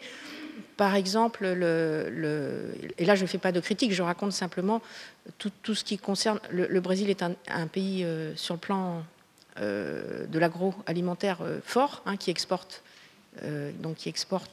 énormément, qui veut continuer à exporter, qui veut garder la première place. Et pour ce faire, il est prêt... On parlait tout à l'heure des accès des droits d'usage au foncier. Hein, sur la question du foncier, il est en train de se bagarrer pour affaiblir le droit d'accès au foncier des populations indigènes, traditionnelles, etc. Tout ce qui est droit collectif, on va dire. Et pour ce faire, il s'oppose très violemment aux anthropologues et aux institutions qui s'occupent des politiques indigènes pour dénoncer leurs pratiques, leurs idéologies. C'est écrit noir sur blanc. Et ils sont même allés jusqu'à embaucher un consultant anthropologue privé pour redessiner l'image qu'on peut avoir, le savoir qu'on peut avoir sur les pratiques amérindiennes et montrer que finalement, ils sont pas, tout ça c'est du récit justement et qu'il faut le démolir. Merci bien. Est-ce que je peux poser une question à Alain Karsanti? Parce que l'opposition entre les pratiques de gestion et les pratiques marchandes que vous avez signifié, qui a été d'ailleurs évoqué lors de la dernière matinale sur l'accaparement des terres, puisque c'est une question... D'ailleurs, vous aviez évoqué aussi la question de la façon de mesurer la valeur des objets naturels, on va dire. Et sur le cas des terres, il y a cette valeur incomplète, difficile à spécifier entièrement par le marché, puisqu'elle est liée à des droits. Est-ce que cette opposition que vous avez entre pratique de gestion et pratique de marché est propre aux questions qui traitent des objets ou des pseudo-valeurs à la Polanyi, le travail, la terre, etc. Ou est-ce que c'est quelque chose de plus générique qui s'impose là en ce moment et que ça serait ça en fait l'opposition entre le récit et la véritable transformation du monde?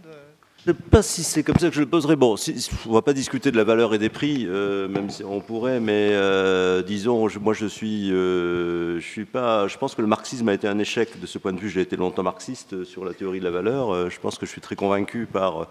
Je crois que André Orléans, dans son bouquin sur l'empire de la valeur, par contre, effectivement, fait très bien les choses. Et ce que dit André Orléans, il faut bien le dire, effectivement, c'est qu'il considère que. Bon, il n'est pas le premier Henri Denis avait déjà fait ça pour montrer l'échec de la théorie de la valeur de Marx, hein, la théorie de la valeur travail, avec ses apories, ses incompréhensions. Et au fond, il nous explique qu'il faut renoncer à l'idée de croire à une valeur substance, que cette substance soit le travail, que cette substance soit effectivement l'utilité directement. Il a recours finalement à d'autres choses qui est au fond le mimétisme de René Girard, avec le fait qu'effectivement à un moment donné donc les objets du prestige et donc alors il y a un rôle très important de la monnaie là-dedans qui justement permet d'avoir cette flexibilité pour comme s'il appelle le pouvoir d'achat pour acheter des tas de choses. Mais en gros ce qu'on peut en retenir, c'est que de toute façon disons qu'il n'y a pas de valeur, la valeur n'a pas de sens sans un prix. Et donc finalement quelque part sans un marché, puisque finalement la question du prix n'a pas de sens sans la question du marché. Donc alors premièrement donc il y a aussi un décalage comme ça. Si on fait des évaluations, quand les économistes font des évaluations de la valeur des écosystèmes et de la biodiversité ou des services écosystémiques, bon. Eux-mêmes disent que de toute façon, c'est pas satisfaisant parce que on est obligé de prendre des hypothèses ad hoc totalement, finalement, qui sont non scientifiques, etc., etc. Mais toujours le même discours. Si vous entendez Bernard Chevassiot-Louis, qui est pas suspect d'un néolibéralisme échevelé, il dit: je suis désolé, quand je discute avec des décideurs, si je ne viens pas avec effectivement de dire tel espace effectivement a telle valeur, ça veut dire que j'accepte de mettre une valeur zéro, donc je dois le faire, même si je sais, etc. Bon. Mais en même temps, c'est intéressant. parce que de toute façon, il s'agit bien... on peut à la fois tenir l'idée qu'il n'y a pas de prix sans marché, c'est-à-dire qu'au fond, la seule valeur qui compte, c'est effectivement c'est le marché qui la donne, et c'est tout à fait ce que dit André Orléans, d'une certaine manière, et de considérer que, précisément, dans la mesure où ces écosystèmes, ces services écosystémiques n'ont pas de marché, ne peuvent pas en avoir, fondamentalement, donc ils n'ont pas de prix, et donc de toute façon, simplement, c'est que l'économie va s'arrêter là, au moins une partie de l'économie. Ce qui explique d'ailleurs toutes les difficultés de la marchandisation, ou autres, c'est-à-dire qu'il n'y a pas de marché des services écosystémiques et il n'y en aura jamais, à mon avis, et on confond des vessies et des lanternes. On confond effectivement le fait que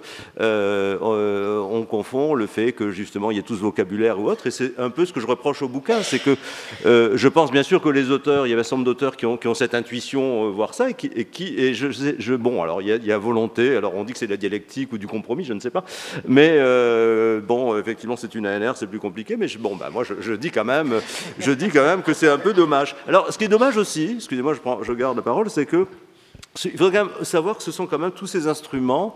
Alors, je parle la question des brevets, donc je ne suis absolument pas spécialiste, et je suis tout à fait d'accord que là, alors pour moi, justement, je disais que dans les ressources, dans ces fameux services écosystémiques, il y avait bien les ressources génétiques qui étaient, qui justement, comme le bois, comme les fibres, comme la nourriture, font l'objet de marchés de plus en plus. Alors, donc c'est pas du tout ma spécialité, donc je ne vais pas m'y attarder, mais je pense qu'il y a bien une distinction, qui est faite d'ailleurs dans le bouquin aussi de ce point de vue, mais la distinction n'est pas assez claire. Ce sont par contre, que ce soit les banques de compensation, que ce soit les PSE ou autre chose, ou les marchés de droit, généralement, ce sont des instruments des politiques publiques. Et j'insiste dessus. C'est-à-dire que l'histoire du Mexique est extraordinaire. Comment est-ce qu'on a effectivement des économistes mexicains qui ont fait leurs études à Chicago, qui sont des néolibéraux, effectivement, eux dans l'âme, et qui essayent d'aller mettre leur utopie en marche et qui se heurtent effectivement à toute la réalité de la sociologie mexicaine, y compris de l'État mexicain qui leur dit vos histoires d'enchères, etc., allez vous faire voir, etc., on va pas faire ça comme ça, on va faire ça de manière très administrative, on aura un truc. Bon. Voilà, c'est très clair. Ce que je peux reprocher effectivement en bouquin, alors tout qui a d'ailleurs beaucoup de qualité, mais on est là pour être dans la critique, alors allons-y, c'est que d'une certaine manière, alors d'abord, par rapport à ce que dit Florence, les PSE, et ça je l'ai expliqué, c'est précisément, on ne peut comprendre les PSE que si on ne part que du fait que le PSE, ça part du fait qu'il y a des gens qui ont des droits. On ne fait pas de PSE avec des gens qui n'ont pas de droit. En Côte d'Ivoire, justement, j'ai fait une grosse mission en début d'année. Les acteurs voulaient absolument qu'on fasse des paiements pour services environnementaux dans les forêts classées pour que les gens reboisent, etc. Je leur ai posé la question, quels sont les droits qu'ont ces gens dans les forêts classées? Ils n'en ont aucun. J'ai dit, à ce moment-là, il n'y a pas de PSE. Les PSE, ce sont des gens on a un contrat, les gens acceptent de renoncer librement tant qu'on les paye, tant qu'ils ont des avantages à des droits, mais on part de là. Tandis que ce n'est pas la même chose que d'autres choses. Les aires protégées, qui ne fait pas partie je ne sais pas si ça fait partie du néolibéralisme ou pas, on commence par retirer des droits aux gens. Alors des fois il faut le faire, je ne suis pas du tout, etc. Mais la différence c'est que les PSE, on reconnaît des droits aux gens. Et donc déjà c'est assez différent, et ça fait partie des points qu'il faudrait souligner. Dernier point, c'est que ces instruments ont des défauts. Alors, bien sûr qu'ils ont des défauts, et ils posent des questions très importantes. Par exemple, dans les PSE, effectivement, c'est pas parce qu'il n'y a pas de marché qu'il n'y a pas un problème sur ce que les anglo-saxons appellent le crowding out. J'ai pas ton accent, je suis désolé. C'est-à-dire effectivement ce que je peux appeler l'éviction des motivations désintéressées à conserver la nature. C'est-à-dire qu'à partir du moment où vous payez les gens pour conserver des écosystèmes, eh bien, il est très probable, effectivement, est-ce que les gens vont demain conserver gratuitement des écosystèmes? Il y a un problème pour la loi, parce qu'au Costa Rica, au Mexique, etc., on paye des gens, et pour l'instant, alors que ces gens, on est dans des endroits où, théoriquement, les gens n'ont pas le droit de déboiser, et donc on les paye en disant ça va faciliter, on paye les gens pour qu'ils appliquent la loi. À ce moment-là, il y a une tension entre effectivement le registre effectivement du règlement, donc de la logique civique, et la logique de l'incitation. Et ça, c'est un problème énorme. Et là, je veux bien qu'il y ait là, on est bien d'accord que l'incitation, ça fait partie de la besace, du libéralisme, du capitalisme, etc. Mais disons poser le problème de manière concrète, de dire voilà, est-ce que demain on pourra faire des lois environnementales contraignantes sans que les gens nous disent la loi on l'applique pas, sauf si vous nous payez pour appliquer la loi. Et donc là, évidemment, les juristes nous disent là, quand même, il y a un problème quelque part. Quant à la question de la mitigation, qui est Harold Levrel et Anne-Charlotte Vessière, enfin, ont bien travaillé là-dessus, on fait des articles très convaincants pour expliquer que c'est un instrument hybride, un hybride entre le marché et la réglementation, entre le marché et l'hierarchie, disons, pour différentes raisons, parce qu'il y a des éléments de marché, effectivement, mais c'est la puissance publique américaine, le régulateur est extrêmement présent à tous les stades. Eh bien, le problème, c'est pas ça, c'est que le problème de ce principe de la compensation écologique, c'est qu'on a une séquence très jolie du no-net loss, pas de perte nette, et éviter, réduire, compenser. Tout le problème, c'est qu'on n'évite jamais. C'est que dans les choix publics qui sont faits, effectivement, de dire est-ce qu'il faut effectivement, est-ce qu'on ne fait pas ce projet de développement, est-ce qu'on ne fait pas cette autoroute parce qu'il y a un écosystème, etc. Ben, en général, dans la plupart des cas, on fait quand même, on le fait au nom du développement, on le fait au nom de la croissance. Le développement et la croissance, si vous voulez, c'est pas propre au néolibéralisme. C'est quelque chose, c'est propre à l'idéologie de la croissance. C'était chez l'Union soviétique, c'est aujourd'hui dans les discours du tiers-monde, etc. Donc voilà, donc je pense que finalement, cette posture, finalement, met de côté de sacrés problèmes qu'on a avec ces instruments et ils sont escamotés. Moi, je voudrais juste revenir sur l'usage des termes marchandisation ou financiarisation ou néolibéralisme ou capitalisme, juste pour, comme faisant partie du séminaire GLV avec Valérie et Frédéric, je pense qu'il y a des choses qui n'ont pas été dites et qui sont importantes de dire, c'est que en ce qui concerne la littérature en political ecology, qui est une de nos références importantes, je pense on peut dire, c'est clair, c'est axiomatique que l'effort de recherche ne porte pas sur la néolibéralisation entendue comme quelque chose une entité pure et bien définie, mais comme des processus, au pluriel, variables dans le temps et dans l'espace. Par exemple, Castries dit qu'il ne faudrait pas confondre les néolibéralismes réellement existants de ce que pourrait être la définition du Mont Pèlerin ou je ne sais pas quoi. Donc, se livrer, et je pense que c'est ce que dit le livre, se livrer à des récits monolithiques du projet néolibéral, donc ce que vous ne faites pas, et c'est très bien, ça ne peut pas servir de substitut à des analyses différenciées, d'essayer de comprendre de façon différenciée comment ces processus se déploient géographiquement, de façon historiquement déterminée, culturellement spécifique parfois, sur le terrain.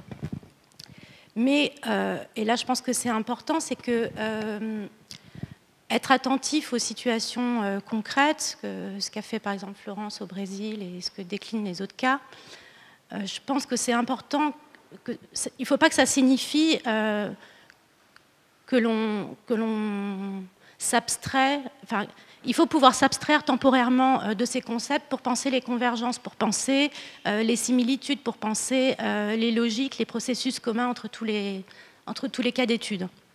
Sinon, et moi je trouve que c'est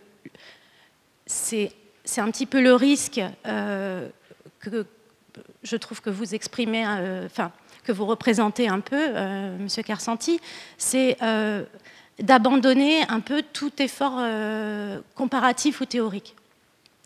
Et c'est dans cet esprit qu'on trouve dans la littérature en political ecology plusieurs tentatives qui visent à définir des idéotypes de ce que recouvrirait un processus de néolibéralisation ou de marchandisation. Et idéal type, là, ça s'entend dans le sens de Max Weber, c'est-à-dire comme une catégorie qui aide à comprendre ou à théoriser certains phénomènes, sans prétendre que toutes les caractéristiques qui vont être définies se retrouvent nécessairement dans les situations concrètes que l'on étudie. Donc c'est comme ça qu'on a une série de typologies sur donc, la privatisation, ce serait, la néolibéralisation, ça impliquerait privatisation, marchandisation, dérégulation, re-régulation. On a plusieurs idéotypes comme ça. Donc ces idéotypes, ce sont des modèles d'intelligibilité. Ça sert de support pour la comparaison, c'est un guide pour la construction d'hypothèses. Ça ne remplace pas évidemment l'enquête empirique et toutes les nuances et les subtilités que vous apportez en disant voilà, au Gabon, ça s'est passé comme ça, on ne peut pas dire que ça corresponde, etc. Et donc on ne s'étonne pas qu'un certain nombre d'éléments de ces idéotypes ne se retrouvent pas sur le terrain, et donc on parle de marchandisation incomplète ou insuffisante, ou je ne sais plus quels sont voilà. Mais je pense que c'est important, donc toute la mise en lumière des particularités héritées de l'histoire, toutes les formes de variabilité, de contradiction avec les modèles théoriques, c'est ce qui permet de nourrir l'analyse, etc. Mais il ne faut pas... Enfin, je pense que refuser de façon frontale comme ça de parler de néolibéralisme ou de capitalisme ou de tout ce qu'on veut, je ne pense pas que ce soit très utile, voilà, du point de vue de la réflexion. Voilà. Vous avez parlé, le juriste, de la surdité institutionnelle. Moi, ça faisait écho à quelque chose qui se passe en ce moment au niveau métropolitain, c'est étonnant, c'est que les services écosystémiques sont promus quasiment uniquement, essentiellement, par l'administration. Et c'est quelque chose qui est que je trouve extrêmement perturbant, dans le sens où toute la politique de conservation, j'ai envie de dire, est issue quelque part d'un long cheminement plutôt par le bas, et qu'aujourd'hui, quelque part, on oppose, parce que c'est un principe limitatif par rapport à des politiques de conservation de la biodiversité. On va aller vers du moins 10 ans, quelque part, en mettant en place le point de vue dialectique de celui, puisque dans un grand récit, finalement, on n'est que dans la version valeur instrumentale qui s'oppose à la valeur intrinsèque. Mais c'est la même chose, en fait, le discours de la biodiversité, le pendant et les services écosystémiques, on est dans le même grand récit, ce que je perçois, sauf que là, dans cette dialectique-là, l'opposition à ce grand récit qui serait plutôt côté conservation et valeur intrinsèque, il est porté uniquement par l'institution. Et ça, c'est une remarque et c'est quelque chose qui m'interroge, et j'aurais voulu, je ne sais pas si vous avez un point de vue, moi je trouve que c'est quelque part un peu inquiétant, qui est que cette dialectique valeur instrumentale, valeur intrinsèque, soit portée par, d'un côté, la société civile, sans la définir clairement, et de l'autre côté, l'institution, l'administration. Oui, moi j'ai pas spécialement de réponse, comment dire. En tout cas, ce que j'ai pu constater pour les offices de brevet, je suis pas le seul, c'est qu'il y a une espèce effectivement d'homogénéité des valeurs partagées qui tient à beaucoup de choses, et le fait, par exemple, qu'il y ait des gens qui soient formés à peu près tous au même endroit, les avocats de propriété intellectuelle, les ingénieurs brevets, etc., qui partagent les mêmes valeurs et la même conviction autour de ce que peut apporter la propriété intellectuelle à la société dans son ensemble. Et c'est ça que j'ai appelé surdité institutionnelle en quelque sorte. Après, je pense que cette surdité institutionnelle, elle est provoquée par des choses beaucoup plus profondes, qui est cet effet de discours en quelque sorte, effet performatif, perlocutoire, voilà, et que ce soit porté par des institutions qui représentent l'État, les organisations internationales, peu importe, finalement il y a toujours le même effet. Ce qui peut être évidemment plus frappant, c'est quand ça touche l'État directement, ou ses émanations comme les collectivités locales, par exemple, mais ce qui est pas étonnant, qui participe selon moi du même mouvement, justement, qui est l'acceptation du discours dominant, et cette idée que effectivement toutes les solutions, toutes les difficultés que nous rencontrons dans le domaine de la biodiversité doivent passer par le marché. Il y a énormément d'exemples, notamment toujours autour du brevet. Je suis désolé, c'est ma spécialité ici, mais par exemple dans les gènes et la brevetabilité des gènes natifs dont j'ai parlé tout à l'heure, les acteurs savent pertinemment qu'il y a des difficultés. Les plus grands industriels, eux, arrivent bien à s'entendre parce qu'ils ont des portefeuilles de brevets qui leur permettent d'échanger les droits avec des jeux de licences croisés. Mais ils se rendent bien compte que, à la fois, ça ne marche pas pour tout le monde, que ça provoque des crispations, et que les autorités de la concurrence commencent à se réveiller doucement. Quelles solutions ils proposent? Non pas la licence obligatoire, c'est-à-dire des mécanismes de souveraineté qui font intervenir donc une logique d'État positive, etc.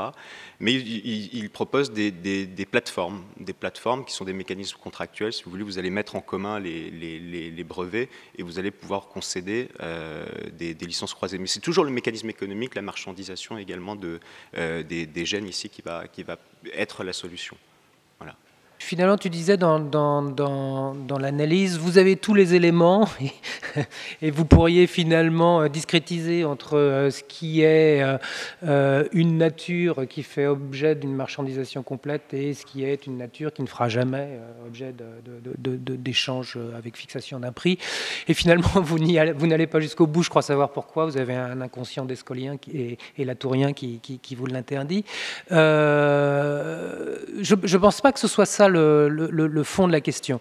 Je pense que d'abord, cet ADN latourien et descolien, on le rappelle dès le début pour dire précisément, c'est pas qu'on n'en veut plus, on le garde, mais on veut porter la discussion sur autre chose, l'économie politique. Donc on assume cet ADN tout en disant, pour penser ce que l'on veut penser, c'est pas ça qui va nous y aider. Et je pense que c'est donc pas ça qui nous a arrêtés à aller plus loin. Ce qui nous a arrêtés à aller plus loin, c'est sans doute ce que Sarah pointait,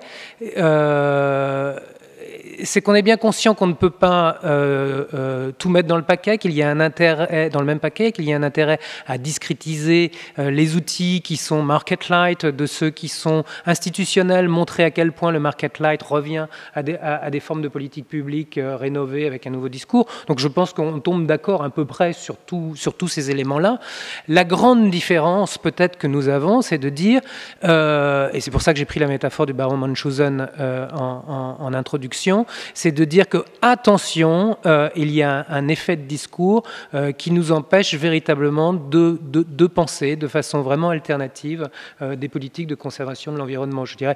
Et je dirais que là, effectivement, on est plus dans un travail de trouver un levier, de trouver un appui pour sortir du paradigme néolibéral dans lequel tout le monde s'enfonce. Et pour répondre à votre question sur la surdité institutionnelle, ce paradigme néolibéral dans lequel tout le monde s'enfonce, je ne pense pas que ce soit spécifiquement les institutions. Moi, quand j'écris les chapitres de ce livre, je l'adresse à ma communauté scientifique, c'est-à-dire à la communauté de tous les scientifiques, sciences de la vie, sciences dures, sciences sociales, qui travaillons sur ces sujets. Parce que je pense qu'il y a vraiment un travail de réouverture du discours global que l'on a aujourd'hui sur la biodiversité. Et peut-être pour en revenir sur moi aussi, mon domaine de spécialité, qui ne sont pas les services écosystémiques ni la compensation, mais les brevets, qui concernent toute la première partie du livre, je dirais que les choses ne sont pas monolithiques. Moi, j'arrive à faire une comparaison entre, au premier chapitre, les mécanismes APA, comme une sorte de nouvelle éthique du biocapitalisme sur la répartition des avantages tirés de la mise en valeur et de la brevetabilité du vivant, aux mécanismes des brevets eux-mêmes, que Fabien a très bien décrit dans son extension des champs de la brevetabilité, même s'il y a parfois quelques garde-fous, il y a une tendance générale incontestable à l'élargissement du champ des brevets et à la spécificité de la propriété intellectuelle sur les ressources génétiques agricoles. Et je ne suis pas du tout monolithique, je tends à dire à contre-cœur que finalement des mécanismes marchands peuvent être plus efficaces en termes de restitution d'une certaine justice environnementale que des mécanismes domaine public, bien public mondiaux qui me semblent pas du tout satisfaisants. Donc on n'est pas du tout monolithique, on essaye vraiment de rendre compte de cette diversité en se disant on est dans une configuration discursive et institutionnelle dont il va falloir sans doute sortir. Oui, donc finalement, toute l'entreprise du livre, c'est pas, et en cela, effectivement, on va probablement pas au bout de ce que serait l'approche purement économique de la question du gouvernement de la biodiversité. Notre propos n'est pas de montrer si on a affaire à des marchés, dans quelle mesure ce sont des marchés, ce qui se prêterait à une régulation marchande et ce qui s'y prête moins. C'est vraiment de montrer le fond idéologique, le substrat imaginaire qui a derrière tout ça, et puis qui travaille et qui influe sur les pratiques indéniablement. Et bon, je rebondis vraiment et je partage complètement évidemment ce qu'a dit Sarah. Pour nous, c'est vraiment pas, c'est pas de la compromission et pas de l'indécision de ne pas aller jusqu'au bout. Parce que c'est tout simplement pas notre projet, et c'est important de regarder pour ce qu'il est, ce substrat imaginaire néolibéral. Merci beaucoup. Donc, je vous invite, vous invite à venir à la prochaine matinale, le 10 décembre, qui porte sur l'économie des promesses, puisqu'on continue là-dessus, à partir du livre dirigé par Marc Odetta et Dominique Vinck, entre autres, de l'Université de Lausanne, sur sciences et technologies émergentes. Pourquoi tant de promesses, ça s'appelle, voilà. Donc on aura un débat là-dessus.